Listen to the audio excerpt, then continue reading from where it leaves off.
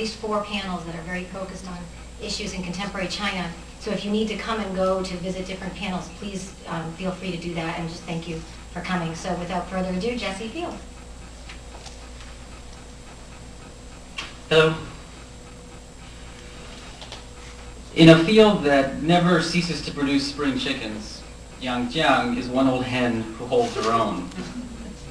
The memoir Ganxiao Liu Ji, 6 Chapters of a Cadre School, aka 6 Chapters of My Life Down Under, first came out in 1981, just as a relatively open period of unofficial cultural production, the period that gave us scar literature, was coming to an end.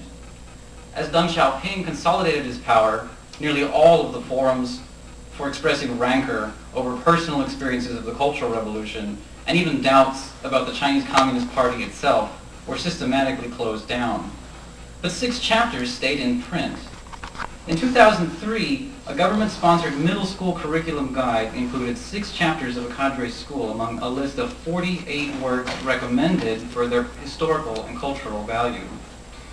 6 chapters is one of very few books chosen that takes as its main topic the Cultural Revolution, a period of intense political storms that remains sensitive to this very day because it brings up difficult questions about how much criticism one may voice.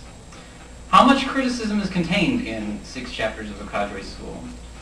As we shall see in what follows, Western readers are right to see in this book an understated, highly aesthetic, and often ironic form of political critique. Of these issues, it is irony that is of greatest interest, because if one does not read 6 chapters for irony, then one would very likely miss the political critique. The years 1980 through 81 were an anxious time for China's writers, particularly those who were invested in remembering the Cultural Revolution, 1966 through 1976.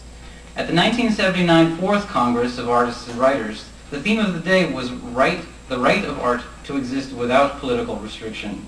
But by mid-1980, Deng Xiaoping had made it known that a period of open debate about the excesses of political oppression and the disadvantages of single-party rule was now over.